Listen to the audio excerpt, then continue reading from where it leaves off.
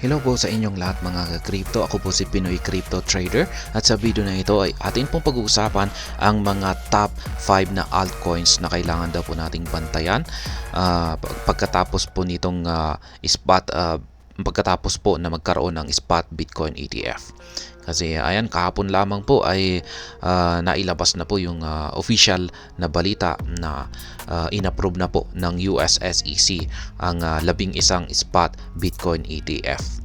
Kaya ayan, narito daw po muli ang mga top 5 altcoins na magkakaroon ng benefits, yung pinakamatinding benefits sa approval, sa naganap na approval na ito. Kaya yan, bago po tayo magpatuloy ay nais ko lamang po munang bigyang linaw ang aking disclaimer kung saan ang nilalaman po ng video na ito ay hindi po ito isang financial advice. For education and information purposes lamang po ang layunin nito. Maliban po dito ay nais ko na rin pong magbigay babala na wala pong kahit anumang group chat ang Pinoy Crypto Trader. Yan, here are the top 5 altcoins to watch as the broader digital currency ecosystem enters a new era with the recent spot Bitcoin ETF approval. The altcoin market is likely to explode following the approval of the spot Bitcoin ETF products by the US SEC. If expert projections come to pass, Bitcoin's price might rally and this might serve as a boost to altcoin with a strong correlation to the top coin. Kaya yan po, marami pong mga nagpro-project na mga expert na yan ang magiging impact ng spot Bitcoin ETF ay sasabog po or magkakaroon po ng price rally itong si Bitcoin. At maliban po kay Bitcoin ay ganun din po ang mga altcoins. Kasi meron po talagang malakas na correlation ang mga altcoins dito sa presyo ni Bitcoin. Kaya yan, ito po yung mga 5 top 5 altcoins na magbe-benefit na rin po dito sa naganap na approval ng spot Bitcoin ETF. Unang-una ay itong si Solana or Sol. Solana is one of the best altcoins of 2023 and is looking prime for more impressive leaps this year. The coin is changing hands at $100.67, up by 3.84% in the past 24 hours. Kaya yan, si Solana po ang isa sa mga best altcoins na nagpakita po ng magandang performance nitong nakalipas na taong 2023. At ngayong taong ito, 2024, ay mukhang naghahanda na rin po siya para sa isa na namang kahangahangang performance sa taon na ito. Kaya ayan, ngayon ay ang kanyang presyo ay nasa $100.67 na po siya. Umangat po siya ng 3.84% nitong nakalipas na 24 oras. With a growth of more than 525% year-on-year, Solana remains an attractive option for traders judging by its enhanced scalability potential, fast transaction speed, and lower cost compared to its peers. Kaya ayan, nakakapagbigay po ng 525% itong si Solana sa kada taon. Kaya ito ay napaka-attractive sa ilang mga traders at saka mga investors. At pinakamaganda pong yung parang pinagmamalaki po na features ng Solana ay yung kanilang enhanced scalability. Yan, mabilis na transactions at saka mababa yung kanyang transaction fee. The Solana hourly chart shows the formation of a bullish flag which points to an impending bull run. A break above the $110 price mark is considered a catalyst zone that should be watched out for. Kaya yan, base raw po sa hourly chart ni Solana ay meron daw po kasing nabuo na isang pattern na tinatawag po nilang bullish flag na kung pag nagkaroon daw po ito ng breakout ay ayan na nga, ito ay magdudulot ng isang bull run. Yan yung break, yung kanyang resistance dito na kailangan po niyang basagin ay nasa presyong $110. Kaya kung pag nalampasan po niya ito or nabasag niya ito ay magdudulot daw po ito ng catalyst para kay Solana. Ay ayan, magdudulot ito ng catalyst para ito ay sumabog. Kaya ito daw yung ating ito yung dahilan kung bakit natin kailangan bantayan si Solana. Sunod naman po ay si Injective or ING. Injective is considered a sleeping giant whose time has almost come. The project, designed to power the growth of DeFi applications, is set to undergo the VULAN upgrade that will give it a much-needed facelift. This upgrade might catalyze its resurgence in the long term. Kaya ayan, isa daw pong sleeping giant itong si Injective. Natutulog lamang daw po. Ngunit ayan, nandito na raw yung kanyang tamang oras sa kanyang paggising. Ibig pong sabihin ay nalalapit po ang kanyang pagsabog. Kaya ayan, ito po ay si Injective ay na-design po siya para i-power ang paglago ng mga DeFi applications. Ayan. May post po rito si Ginoong Lark Davis tungkol dito kay Injective. And Injective is coming up with the VULAN upgrade.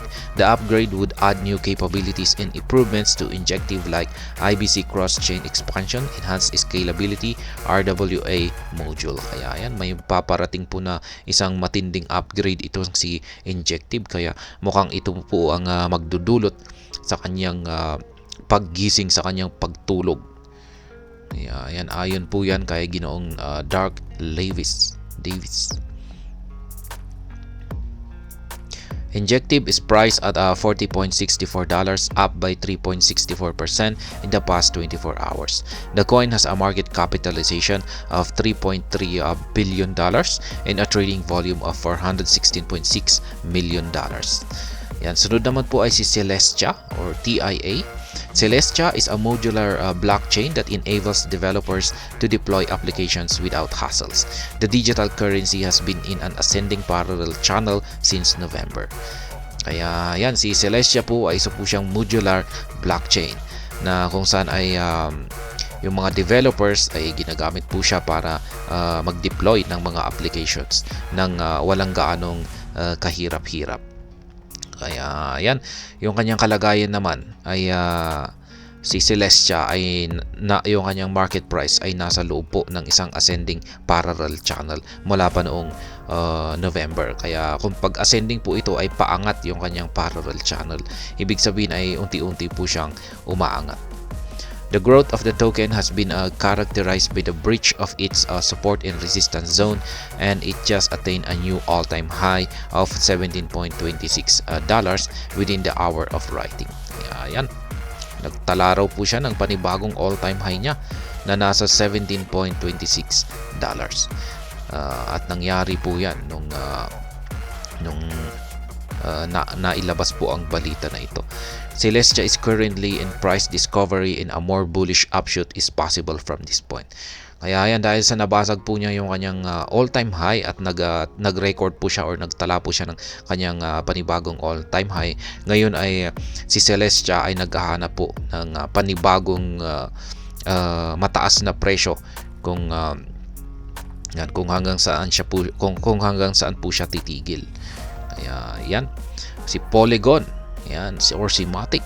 Yan, siya naman ang sunod dito. Polygon is a valid protocol to keep on a watch list as it constantly pushing new frontiers in the dynamic digital currency ecosystem. With the launch of the Polygon CDK toolkit, more developers are beginning to embrace Polygon as a channel to create diverse application to serve humanity. Kaya yan, ito po yung isang matinding development ng Polygon, yung tinatawag po nilang CDK toolkit. Sa pamamagitan po nito, yung mga developers ay nagustuhan po nila ang Polygon. Yan, dahil dito sa kanyang CDK toolkit na ito. Kasi sa pamamagitan po nito ay mas nakaka-create po sila ng iba't ibang mga applications. Yan, applications na nakakatulong sa sangkatauhan. Polygon has unveiled the plans to upgrade Matic to Pool to truly reflect its growth trajectory. The shift might have an underlying impact on the performance of the asset in the long term. Kaya yan, meron pala silang plano na i-upgrade ang Matic at gagawin po nilang Pool. Ayan, Matic is worth 0.9078 at the time of writing, up by 8.18% in the past 24 hours. Ayan po yung kanyang kasalukuyang kalagayan ngayon sa kanyang market price. At ang sunod naman ay si Avalanche or si Avax. Avalanche is another high performer which is still a far cry from its previous ATH of $146.22.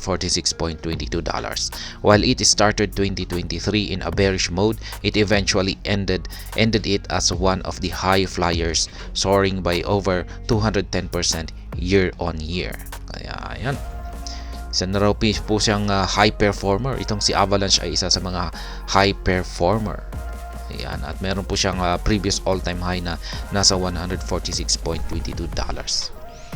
Ayan, maski nitong nakalipas na taon na 2023 ay nagsimula po siya sa bearish mode. Ibig sabihin ay bumabagsak po siya. Ngunit bago nagtapos ang taong 2023 ay isa naman po siya sa mga nagpakita ng magandang performance sapagkat nagbibigay po siya ng at least 210% kada taon na gain or return. Avalanche is seeing a lot of massive institutional adoption with growing inscriptions and DeFi ecosystems. These fundamentals position it in a line for further growth from its current price of $38.87. Kaya ayan nakikitaan daw po si Avalanche na marami daw pong nagkaka-interest na mga malalaking mga institutions.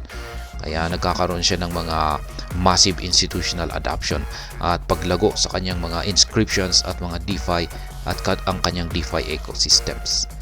Kaya yan po ang mga dahilan kung bakit isa po siya sa mga kasama po siya sa mga top 5 na kailangan daw po nating bantayan. Ayan.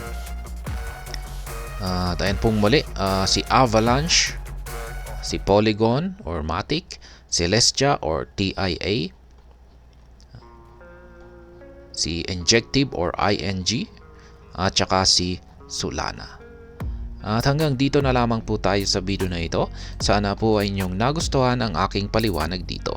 Kung inyo po itong nagustuhan ay pakiclick lamang po ang like button nito. Para naman po sa mga bago lamang dito, kayo po ay aking inaanyayahan para mag-subscribe. Pakiclick na rin po ang bell icon nito dahil ito po ang siyang magsisilbing notification nito sa mga bago kong videos na akin pong ina-upload sa aking YouTube channel na ito. Marami pong salamat sa panonood. Ingat po tayo lagi at God bless po sa ating lahat.